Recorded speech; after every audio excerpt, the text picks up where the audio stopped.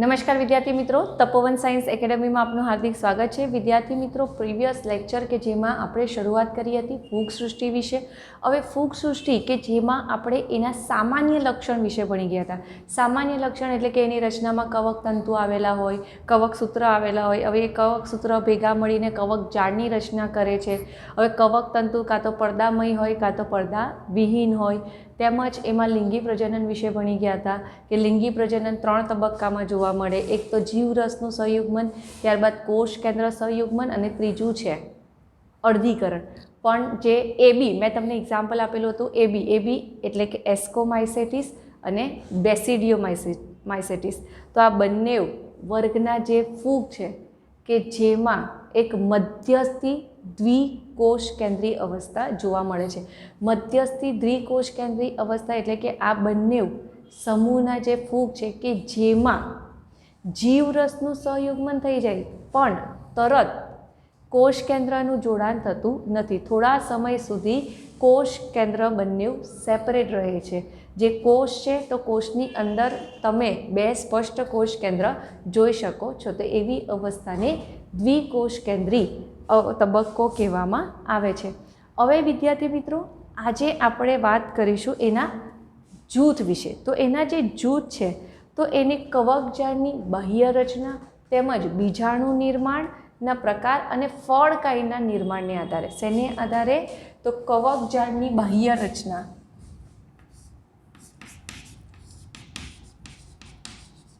કવકજાળની બાહ્યાકાર રચના તેમજ બીજાણુ નિર્માણના પ્રકાર અને બીજાણુ નિર્માણના પ્રકાર અને ફળકાયોના નિર્માણને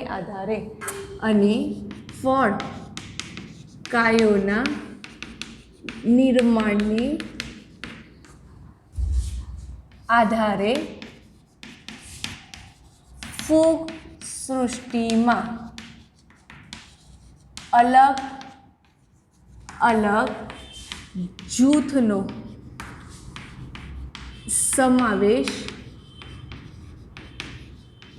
થાય છે। યાદ રાખજો, તમને એવું પૂછવામાં આવે કે ફૂગ સૃષ્ટિના વિવિધ વર્ગોને કયા આધારે વિભાજિત કરવામાં આવે છે, તો 3। પહેલું કવકજાળની બાહ્યાકાર રચના તેમજ બીજાણુ નિર્માણના પ્રકાર એટલે કે બીજાણુ કયા પ્રકારના છે, ચલ બીજાણુ, અચલ બીજાણુ, કણી બીજાણુ, પ્રકણી બીજાણુ। તે બીજાણુ કયા પ્રકારના છે? આપણે લાસ્ટ લેક્ચર કે જેમાં નામ જોઈ જ ગયા હતા, અંડ બીજાણુ છે, ધાની બીજાણુ છે, પ્રકણી બીજાણુ છે, તેમજ ચલ બીજાણુ, અચલ બીજાણુ। તો એ બધા કયા પ્રકારના બીજાણુનું નિર્માણ કરે છે, તેમજ ફળકાય। ફળકાય એટલે યાદ રાખજો, ફળકાય એટલે કે એક કોથળી જેવી રચના, અને એ જે કોથળી જેવી રચના કે જેની અંદર બીજાણુઓ રહેલા હોય છે, જેની અંદર અથવા તો એની ઉપર, બરાબર? તો એ જે બીજાણુઓ જોવા મળે તો એ રચનાને ફળકાય કહેવામાં આવે છે। તો આના બેઝ પર જે ફૂગ છે તો ફૂગને અલગ અલગ જૂથમાં વિભાજિત કરવામાં આવે છે। તો પહેલો જૂથ છે, આપણે એ જૂથના નામ જોઈએ તો એમાંનો પહેલો જૂથ છે ફાઇકોમાઇસેટિસ। પહેલો જૂથ છે ફાઇકોમાઇસેટિસ। પછી બીજો જૂથ છે આસ્કોમાઇસેટિસ। ત્યાર પછી ત્રીજું જૂથ છે બેસિડિયોમાઇસેટિસ અને ચોથું જૂથ છે ડ્યુટેરોમાઇસેટિસ। તો આવી રીતે ટોટલ 4 વર્ગ વિશે તમે આ ચેપ્ટરમાં ભણવાના છો। પહેલું છે ફાઇકોમાઇસેટિસ, બીજો છે આસ્કોમાઇસેટિસ, ત્રીજો છે બેસિડિયોમાઇસેટિસ અને ચોથો છે ડ્યુટેરોમાઇસેટિસ। હવે યાદ કેવી રીતે રાખવાનું તે, આનો F, આનો A, આનો બી અને આનો ડી. તો એ ચાર વર્ડને આપણે જોઈએ ને તો થઈ જશે ફેબ ડી. આ એની શોર્ટકટ કી ફેબ ડી. એફ એટલે ફાઇકો, એ એટલે આસ્કો, બી એટલે બેસિડિયો અને ડી એટલે બ્યુટ્રો. તો ફેબ ડી કરીને તમારે યાદ રાખવાનું એટલે ઇઝીલી યાદ રહી જશે તમને. હવે આપણે પહેલાં વાત કરીએ આ સમૂહની એફ વિશે. આ ફેબ ડીમાંથી એફ વિશે વાત કરીએ. એફ એટલે કે પહેલો ફાઇકો માઇસેટિસ. હવે તમને જો ખ્યાલ જ છે કે ફૂગ હોય ને પછી આ ચારમાંથી કયા પણ જૂથની હોય બધી જ કેવી હોય વિષમપોષી. ફૂગમાં કોઈ પણ સદસ્ય એવા નથી કે જે પ્રકાશ સંશ્લેષણ કરી શકે, બધા જ વિષમપોષી છે. તો હવે આ ક્યાં જોવા મળે? તો ખાસ કરીને ફાઇકોમાઇસેટિસમાં સમાવિષ્ટ જે ફૂગ છે કે જે જલજ નિવાસસ્થાનમાં જોવા મળે. ખાસ કરીને એ જલજ નિવાસસ્થાનમાં જોવા મળે છે. જલજ એટલે કે પાણીયુક્ત વિસ્તારમાં, તેમજ ભીના અને ભેજયુક્ત વિસ્તારમાં, તેમજ આ જલજ નિવાસસ્થાનમાં જોવા મળે, તેમજ ભીના અને ભેજયુક્ત વિસ્તારોમાં, જેમ કે લાકડું ભીનું હોય, બરાબર, જમીન ભીની હોય, તો એવા વિસ્તારોમાં, તેમજ સડતા લાકડા પર, સડતા લાકડામાં, ક્યાં તો પછી અવિકલ્પી પરોપજીવીઓ તરીકે,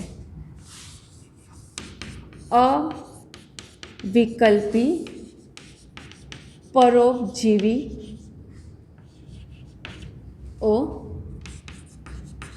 તરીકે જોવા મળે છે. હવે અવિકલ્પી પરોપજીવી એટલે શું? અવિકલ્પી પરોપજીવી એટલે કે એવા પરોપજીવી કે જેમનું જીવન ચક્ર યજમાન વગર અધૂરું હોય. તો એવી ફૂગ કે જેનો સમાવેશ અવિકલ્પી પરોપજીવીમાં થતો હોય તો એવી ફૂગનું જીવન ચક્ર યજમાન વગર પૂર્ણ થશે નહીં. એમને એમનું જીવન ચક્ર પૂર્ણ કરવા માટે કે જે ફાઇકોમાઇસેટિસ ફૂગ છે કે એને એનું જીવન ચક્ર પૂર્ણ કરવા માટે યજમાન પર આધાર રાખવો પડે છે. તો જીવન ચક્ર પૂર્ણ કરવા માટે યજમાન પર આધાર રાખવો પડે તો એવા પ્રકારના પરોપજીવીને અવિકલ્પી પરોપજીવી કહેવામાં આવે છે. તો આવી રીતે અલગ અલગ જગ્યાએ જોવા મળે છે. ત્યાર પછી હવે એની વાત કરીએ કવકજાળ વિશે. તો એની જે કવકજાળ છે તો એ કવકજાળ કેવી હોય? તો એની કવકજાળ પડદાવિહીન હોય. એની જે કવકજાળ છે તો એ કવકજાળ પડદાવિહીન હોય છે અને બહુકોષ કેન્દ્રીય જોવા મળે. બરાબર, પડદાવિહીન અને કેવી જોવા મળે? પડદાવિહીન અને બહુકોષ કેન્દ્રીય. એટલે કે આ કવક તંતુ છે તો આવી રીતે ઘણા બધા કવક તંતુ ભેગા મળીને કવકજાળની રચના કરે છે. તો શું થશે? આ જે કોષ કેન્દ્રને આ જે કવક તંતુ હોય ને તો કવક તંતુ કે જેમાં વચ્ચે પડદા હશે નહીં. તો હવે આ જે કવક તંતુ કે જેમાં વચ્ચે પડદા નથી તો તમે જોઈ શકો એમાં ઘણા પડદા નથી. હવે પડદાવાળું કેવું હોય? આ કવક તંતુ કે જેમાં વચ્ચે પડદા હોય એટલે કે કોષ કેન્દ્ર સ્પષ્ટ અલગ કોષમાં આવેલું હોય છે. હવે આ જે કવકજાળ છે જેમાં જો કશે પણ વચ્ચે પડદા નથી, કશે પણ વચ્ચે પટલ નથી. પટલ નથી એટલે કોષ રસમાં એક સળંગ કોષ રસ હશે. હવે એ સળંગ કોષ રસમાં તમે જો કેટલા બધા કોષ કેન્દ્ર છે. તો કવકજાળની જે આવી અવસ્થા જોવા મળે ને તો એને બહુકોષ કેન્દ્રી કહેવા મળે. પડદા નથી હોતા એટલે શું થાય? કોષ રસમાં એક ઘણા બધા કોષ કેન્દ્રો જોવા મળશે કે જેને બહુકોષ કેન્દ્રીય કહેવામાં આવે છે. હવે આપણે વાત કરીએ કીધું તેમ લિંગી અને અલિંગી બંને પ્રકારનું પ્રજનન જોવા મળે છે. આપણે પહેલાં વાત કરીએ પ્રજનન વિશે. તો લિંગી અને અલિંગી બંને જોવા મળશે. તો પહેલાં આપણે વાત કરીએ અલિંગી પ્રજનન. હવે અમુક ફૂગ તમને કીધું તેમ અમુક ફૂગ કેવી હોય કે અલિંગી પ્રજનન કરવા માટે વિશિષ્ટ પ્રકારના બીજાણુનું નિર્માણ કરે અને એ બીજાણુ કે જેમાંથી નવી ફૂગનું નિર્માણ થાય છે. તો આવી રીતે જ ચલ બીજાણુ અથવા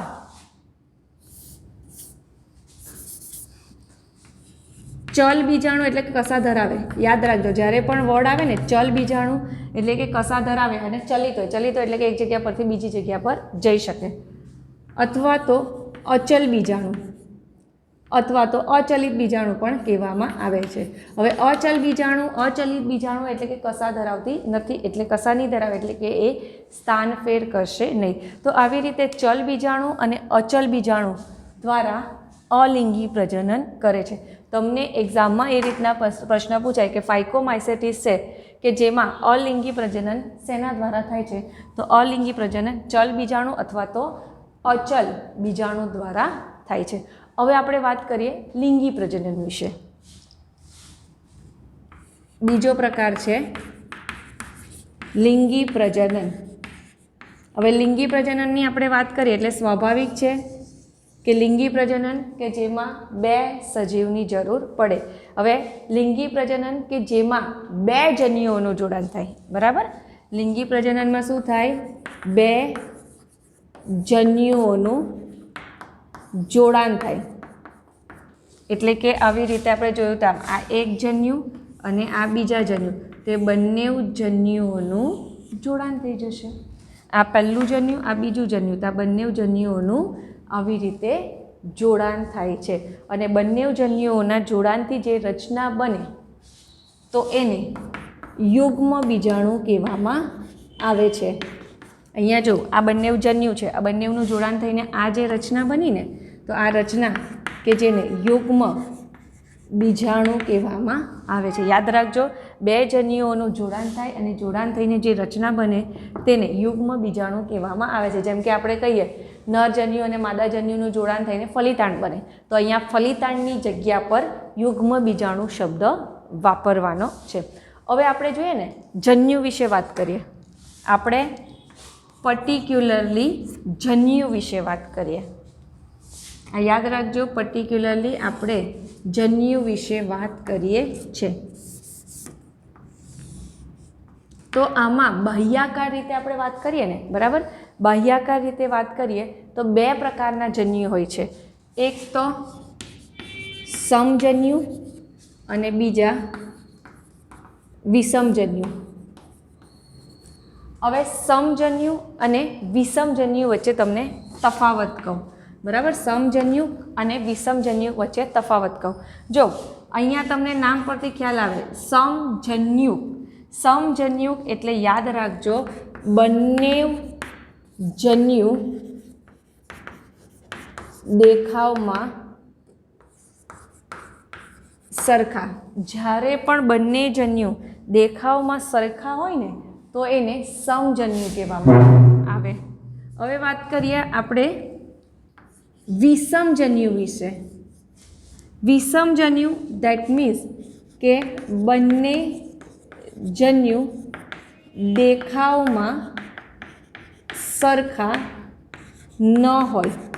તો જ્યારે પણ આવી રીતે આ બંને જન્યુ દેખાવમાં સરખા હોય તો એને સમજન્યુ કહેવાય. જ્યારે એક જન્યુ મોટો હોય, બીજો જન્યુ નાનો હોય તો એને વિષમજન્યુ કહેવામાં આવે છે. જો આમાં આપણે એક્ઝામ્પલ લઈએ તો આવી રીતે બંને જન્યુ દેખાવમાં સરખા છે તો એને સમજન્યુ. વિષમજન્યુ એટલે શું કહેવાય? એક મોટો હશે તો બીજો નાનો હોય. એક્ઝામ્પલ આપું છું, તો બંને જન્યુ જ્યારે પણ દેખાવમાં સરખા ન હોય તો એને વિષમજન્યુ કહેવામાં આવે છે. એટલે લિંગી પ્રજનન છે તો લિંગી પ્રજનન કરતાં જે ફૂગ છે તો એમાં બે પ્રકારના જન્યુ નિર્માણ થશે, કાં તો સમજન્યુ કાં તો વિષમજન્યુ. એટલે કે અમુક એસ્કોમાઇસેટિસ કે જેમાં સમજન્યુ પ્રકારના બીજાણુનું નિર્માણ થાય, અમુક એસ્કોમાઇસેટિસ કે જેમાં વિષમજન્યુ પ્રકારના બીજાણુનું નિર્માણ થાય છે. હવે આપણે એના એક્ઝામ્પલ જોઈએ તો એના એક્ઝામ્પલ છે મ્યુકર, રાઇઝોપસ અને આલ્બ્યુગો.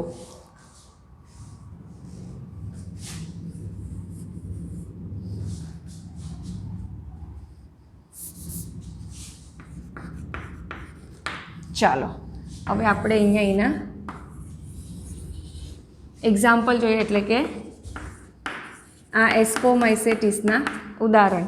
તો એસ્કોમાઇસેટિસ કે જેનું પહેલું ઉદાહરણ છે મ્યુકર. એનું પહેલું ઉદાહરણ કયું છે? તો એનું પહેલું ઉદાહરણ છે મ્યુકર. હવે આ જે મ્યુકર પછી રાઇઝોપસ, યાદ રાખજો, મ્યુકર પછી બીજું એક્ઝામ્પલ છે રાઇઝોપસ. હવે આ જે રાઇઝોપસ છે ને એનું બીજું નામ છે બ્રેડ મોલ્ડ. આ રાઇઝોપસ કે જેને બ્રેડ પર ઉગે છે, આ જે રાઇઝોપસ ફૂગ છે કે જે બ્રેડ પર ઉગે છે એટલે એને બ્રેડ મોલ્ડ પણ કહેવામાં આવે છે. ખાસ બ્રેકેટમાં ભલે આપેલું છે પણ ધ્યાનમાં રાખવાનું કે રાઇઝોપસને બ્રેડ મોલ્ડ કેમ કહેવામાં આવે? કારણ કે એ બ્રેડ પર ઉગે છે એટલે એને બ્રેડ મોલ્ડ કહેવામાં આવે છે. ત્યાર પછી આલ્બ્યુગો, બીજું ફૂગનું નામ છે આલ્બ્યુગો. હવે આ જે આલ્બ્યુગો ફૂગ છે કે રાઈ પર થતી પરોપજીવી ફૂગ છે. આ રાઈ વનસ્પતિ પર થતી પરોપજીવી ફૂગ છે. તો તમને એક્ઝામમાં એવી રીતે પ્રશ્ન પૂછાય કે રાઈ વનસ્પતિ પર થતી પરોપજીવી ફૂગ કઈ? તો આલ્બ્યુગો. ત્યાર પછી બ્રેડ મોલ્ડનું અન્ય નામ રાઇઝોપસ. તો આ 3 એક્ઝામ્પલ યાદ રાખવાના, બરાબર? 3 એક્ઝામ્પલ યાદ રાખવાના. જો આને યાદ રાખવું હોય ને તો એક ઇઝી વે પણ છે, આને શોર્ટકટ કી પણ થાય રામ. આની શોર્ટકટ કી રામ થાય. રામ કેવી રીતે કહું? આર એટલે રાઇઝોપસ, એ એટલે આલ્બ્યુગો અને એમ એટલે મ્યુકર. તો એક્ઝામ્પલ તમારે આસ્કોમાઇસેટિસના એ રીતના પણ યાદ રાખી શકો. અરે સોરી, ફાઇકોમાઇસેટિસ, આસ્કો નહીં, ફાઇકોમાઇસેટિસના આ રીતે યાદ રાખી શકો. હવે આ જે ફાઇકોમાઇસેટિસમાં આપણે જોયું તેમ કે જલજ પર જોવા મળે, ભીના જમીન, ભેજયુક્ત વિસ્તાર હોય ત્યાં સળતો લાકડું હોય તેના પર અવિકલ્પી પરોપજીવી તરીકે પણ જોવા મળે છે.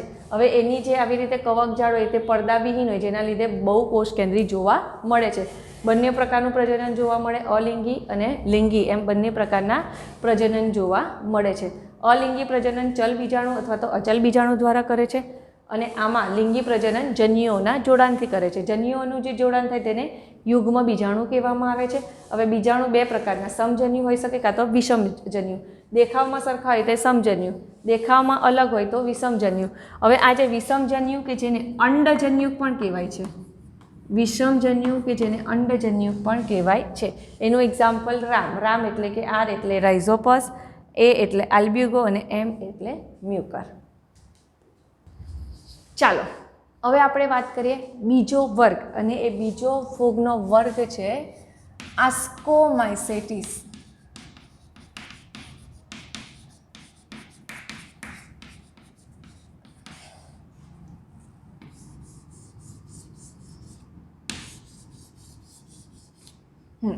ચલો, આ જે આસ્કોમાઇસેટિસમાં સમાવેશ થતી જે ફૂગ છે ને તેને કોથળીમય ફૂગ તરીકે પણ ઓળખવામાં આવે છે. આનું અન્ય નામ છે કોથળીમય ફૂગ. આ તમને ટ્વિસ્ટ કરીને પણ એક્ઝામમાં પૂછાય કે કોથળીમય ફૂગ વિશે વર્ણન કરો, તો એમાં તમારે આસ્કોમાઇસેટિસ વિશે લખી દેવાનું. હવે આના જે સજીવો છે ને એટલે કે આસ્કોમાઇસેટિસમાં સમાવેશ થતા સજીવો છે કે જે મુખ્યત્વે બહુકોષીય હોય છે, મુખ્યત્વે બહુકોષીય હોય છે, જેનું એક્ઝામ્પલ છે પેનિસિલિયમ. પણ અપવાદ તરીકે આપણે વાત કરીએ ને એક કોષી તરીકે જોવા મળે તો એ છે ઈસ્ટ. જનરલી આમાં સમાવિષ્ટ બધા જ સજીવો કેવા હોય તો બહુકોષીય હોય છે, પણ અપવાદ જોવા મળ્યો અને એ અપવાદ છે એક કોષીય ઈસ્ટ. બરાબર? આ તમારે ધ્યાનમાં રાખવાનું એમસીક્યુ માટે કે એક કોષીય આસ્કોમાઇસેટિસમાં સમાવિષ્ટ એક કોષીય સજીવનું નામ જણાવો તો એ ઈસ્ટ. એમ જોવા જાય તો ઈસ્ટના ઘણા ફાયદા છે. ઈસ્ટ કે જે આથો લાવવા માટે ઉપયોગમાં કરવામાં આવે છે, એની કોઈ હાનિકારક અસર નથી. આથો લાવવા માટે ઉપયોગમાં કરવામાં, જે કે બ્રેડના લોટમાં આથો લાવવા માટે, ઇડલીના લોટમાં આથો લાવવા માટે, હાંડવાના લોટમાં આથો લાવવા માટે આ બધાનો ઉપયોગ થાય છે. હવે આના સમાવિષ્ટ સજીવની આપણે પોષણ પદ્ધતિ વિશે વાત કરીએ ને, એની પોષણ પદ્ધતિ વિશે વાત કરીએ તો મુખ્યત્વે મૃતોપજીવી પ્રકારના છે. મૃતોપજીવી એટલે કે મૃત પદાર્થ પર અથવા તો વનસ્પતિ પર ખોરાક માટે આધાર રાખે તો એને મૃતોપજીવી કહેવાય. વિઘટકો એટલે કે જે મરેલા પ્રાણી હોય તો એમાં રહેલા જે જટિલ કાર્બનિક દ્રવ્ય છે તો જટિલ કાર્બનિક દ્રવ્યોનું વિઘટન કરીને એને સરળ પદાર્થમાં રૂપાંતર કરે છે. અને પરોપજીવી તરીકે પણ જોવા મળે છે. વનસ્પતિ હોય કે પ્રાણી હોય કે જેમાં ખોરાક માટે અને રહેવા માટે પરોપજીવી તરીકે જીવન ગુજારે છે.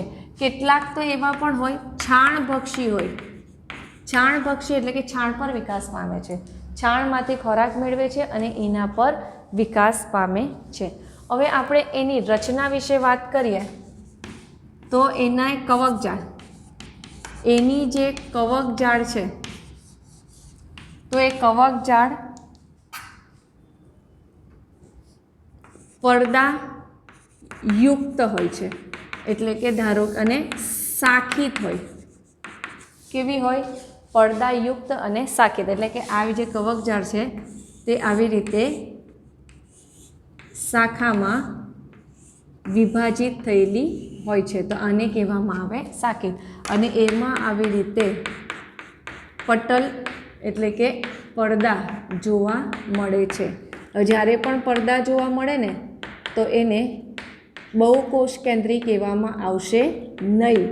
કારણ કે જો દરેક પડદા જે છે તે બધા કોષ કેન્દ્રને સેપરેટ કરે છે. આ જે પડદા હોય ને જેના લીધે બધા કોષ કેન્દ્ર કેવા થાય તો એ અલગ તરી આવે છે. તો આવી રીતે એની રચના જોવા મળે છે. હવે આમાં પણ સેમ રીત અલિંગી પ્રજનન અને લિંગી પ્રજનન એમ બંને પ્રકારનું પ્રજનન જોવા મળે. આપણે એના પ્રજનન વિશે વાત કરીએ તો પહેલાં આપણે વાત કરીએ અલિંગી પ્રજનન વિશે. હવે અલિંગી પ્રજનન કે જેમાં યાદ રાખજો કણી બીજાણુ ધાનીધર, શું કહેવાય?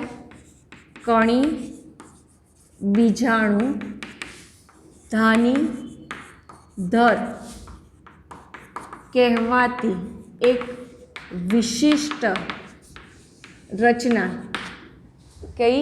કણી બીજાણુ ધાનીધર કહેવાતી વિશિષ્ટ કવકજાળ રચના અથવા તો વિશિષ્ટ કવકજાળ. વિશિષ્ટ કવકજાળ ઉપર બહિર્જાત રીતે કણી બીજાણુઓ ઉત્પન્ન થાય છે. બહિર્જાત રીતે કણી બીજાણુ, બહિર્જાત રીતે શું થાય? કણી બીજાણુ જે છે તો એ કણી બીજાણુ તરીકે અલિંગી બીજાણુ, આ જે કણી બીજાણુ છે ને તો એ કણી બીજાણુ કે જેને આપણે અલિંગી બીજાણુ પણ કહી શકાય. આ યાદ રાખજો કે હવે ધારો કે આ જે કવકજાળ છે બરાબર, તો એ કવકજાળની ઉપર આવી રીતે એક કણી બીજાણુ ધાનીધરની રચના થાય. જો કણી બીજાણુ ધાનીઘર આપણે એમ કહીએ તો કણી બીજાણુ ધાનીઘર એમ કહી દઈએ. ઘર ધર આવે તો આપણે એને ઘર કહી દઈએ બરાબર. તો કણી બીજાણુ ધાનીધર કે જેની બહારની તરફ આ જે ઉપસેલી કોથળી જેવી જે રચના છે ને, યાદ રાખજો આ જે ઉપસેલી કોથળી જેવી રચના કે જેને કણી બીજાણુ ધાનીધર કહેવામાં આવે છે. અને એની બહારની તરફ બહિર્જાત એટલે યાદ રાખજો બહિર્જાત એટલે કે બહારની તરફ. તો આ જે કણી બીજાણુ ધાનીધર છે કે જેની બહારની તરફ કણી બીજાણુનું નિર્માણ થાય છે.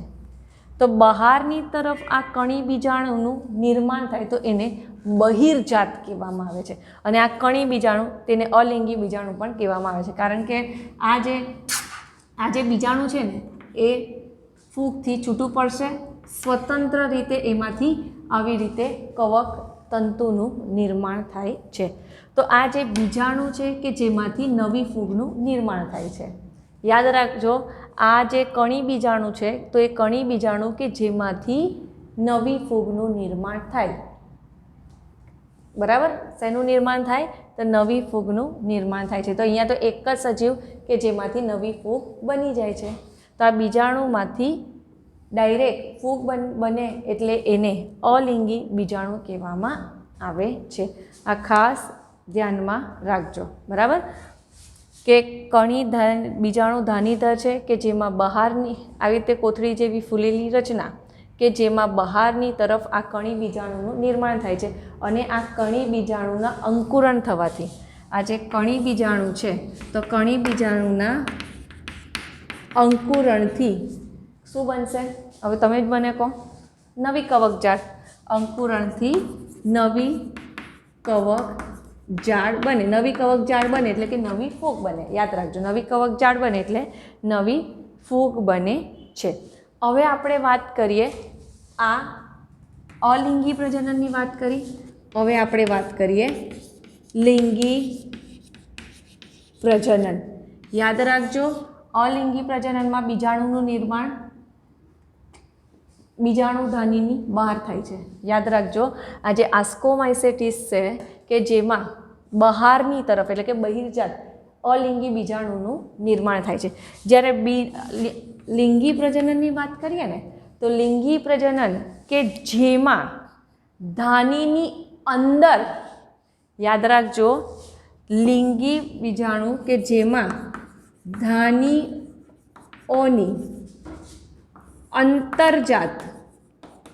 અંતરજાત એટલે લખી દો તમે અંદરની તરફ.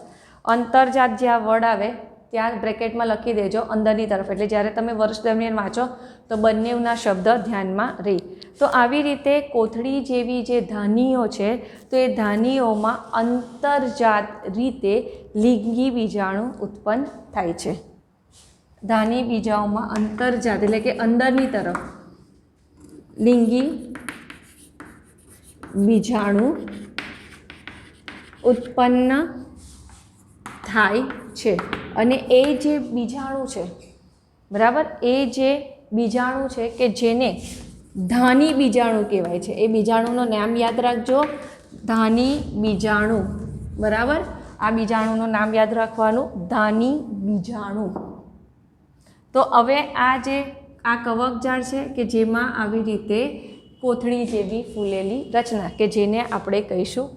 હવે આ જો આ કવકજાળ છે કે જેમાં ઉપરની તરફ આવી રીતે કોથળી જેવી ફૂલેલી રચના, અને આ કોથળી જેવી ફૂલેલી રચના કે જેની અંદરની તરફ લિંગી બીજાણુ ઉત્પન્ન થાય છે.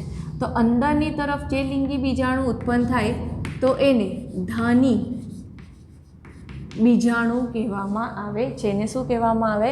તો એને ધાની બીજાણુ કહેવામાં આવે છે. હવે આ ધાનીઓ જે છે કે જે વિશિષ્ટ પ્રકારની ફળકાય કહેવાતી રચનામાં ગોઠવાયેલી હોય છે. જો હવે તમને કહું, આ કોથળી જેવી ફૂલેલી રચના કે જેની અંદર અહીંયા તમને થોડું છેદવાળું બતાવ.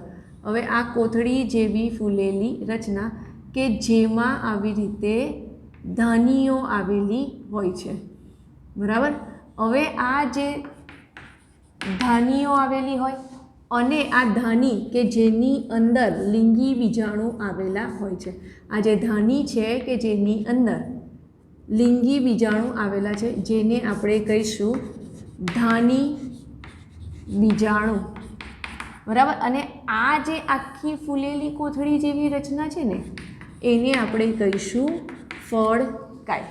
તો આ જે ફળકાય કહેવાતી જે રચના છે કે જેની અંદર આવી રીતે ઘણી બધી ધાનીઓ આવેલી હોય છે અને એ ધાનીની અંદર ધાણી બીજાણુઓ ઉત્પન્ન થાય છે.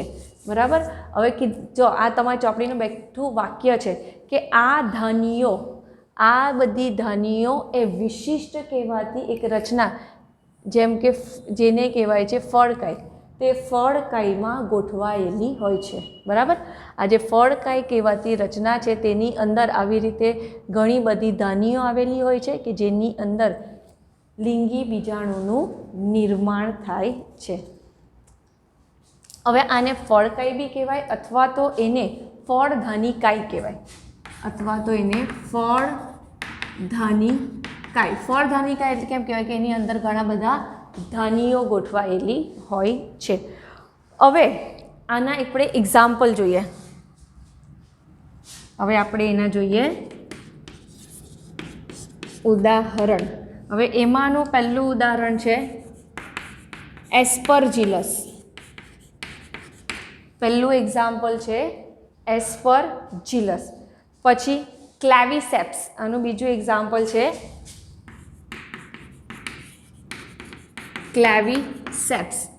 જો પહેલું એક્ઝામ્પલ છે એસ્પરજીલસ, બીજું એક્ઝામ્પલ છે ક્લેવિસેપ્સ અને ત્રીજું એક્ઝામ્પલ છે ન્યુરોસ્પોરા. ત્રીજું એક્ઝામ્પલ છે ન્યુરોસ્પોરા. હવે આ જે ન્યુરોસ્પોરાની આપણે વાત કરીએ ને, તો ન્યુરોસ્પોરા કે જેમાં એ જૈવ રાસાયણિક, આ જે ન્યુરોસ્પોરા છે, બરાબર, આ બધા એના એક્ઝામ્પલ થયા. કયા? એસ્પરજીલસ, ક્લેવિસેપ્સ અને ન્યુરોસ્પોરા એ આસ્કોમાઇસેટિસ છે. તો આસ્કોમાઇસેટિસના એક્ઝામ્પલ થયા. હવે જૈવ રાસાયણિક અને જનીનિક ક્રિયાવિધિ માટે, એટલે કે જીનેટિક એન્જિનિયરિંગમાં, બરાબર, અને વિવિધ જૈવ રાસાયણિક પ્રક્રિયા એટલે કે બાયોકેમિકલ ટેસ્ટ, તો વિવિધ જૈવ રસાયણો અને જનીનિક ક્રિયાવિધિ એટલે કે જીનેટિક એન્જિનિયર કે જેમાં આ ન્યુરોસ્પોરા છે ને, તો ન્યુરોસ્પોરાનો ખૂબ ઉપયોગ કરવામાં આવે છે. તેમજ આ જે કાળા રંગની હોય, પીળા રંગની હોય, જો કાળા રંગની હોય ને તો યાદ રાખજો એને મોરેલ્સ કહેવાય. કાળા રંગનીને મોરેલ્સ કહેવાય. અને જે પીળા રંગની ન્યુરોસ્પોરા હોય ને, તો એ પીળા રંગની ન્યુરોસ્પોરા કે જેને બફલ્સ કહેવામાં આવે. કાળા રંગને મોરેલ્સ અને પીળા રંગને બફલ્સ કહેવામાં આવે છે. અને એ જે ન્યુરોસ્પોરાના આવી રીતે કાળા રંગના છે, પીળા રંગના જે અમુક સભ્યો હોય ને, અમુક સભ્યો, બધા નહીં, કે જેનો ખાવા માટે ઉપયોગ થાય છે અને એમાંથી ઘણી ટેસ્ટી વાનગી બનાવવામાં આવે છે. તો અહીંયા આસ્કોમાઇસેટિસમાં શું યાદ રાખવાનું? ખાસ કરીને પેનિસિલિયમ, ઈસ્ટ, એસ્પરજીલસ, ક્લેવિસેપ્સ, ન્યુરોસ્પોરાનો સમાવેશ થાય છે. પ્લસ અલિંગી પ્રજનન કણી બીજાણુ દ્વારા, લિંગી પ્રજનન ધાની બીજાણુ દ્વારા. આ બંને વર્ડ યાદ રાખજો. અલિંગી પ્રજનન કણી બીજાણુ દ્વારા, કણી બીજાણુનું નિર્માણ આ ધાનીની બહાર થાય અને લિંગી બીજાણુનું નિર્માણ ધાનીની અંદર થાય. તો બહાર નિર્માણ પામે તો એ અલિંગી પ્રજનન કરશે, બીજાણુ અંદર નિર્માણ પામશે તો એ લિંગી પ્રજનન કરશે, બરાબર. તો એ રીતે ન્યુરોસ્પોરા કે જેનું જૈવ રાસાયણિક અને જનીન ક્રિયાવિધિમાં ખૂબ ઉપયોગી છે અને ઘણી કાળા રંગની મોરેલ્સ અને પીળા રંગની બફલ્સ કે જે ખાવા લાયક હોય છે અને એમાંથી ટેસ્ટી વાનગી બનાવી શકાય છે એવું માનવામાં આવે છે. તો આ ખાસ ધ્યાનમાં રાખજો. આ તમને એકદમ શોર્ટકટમાં કીધું છે. આ મુદ્દા બી તમે તમારી બુકમાં લખી દો તો તમને ધ્યાનમાં રહે કે તમારે કેટલું લખવાનું છે.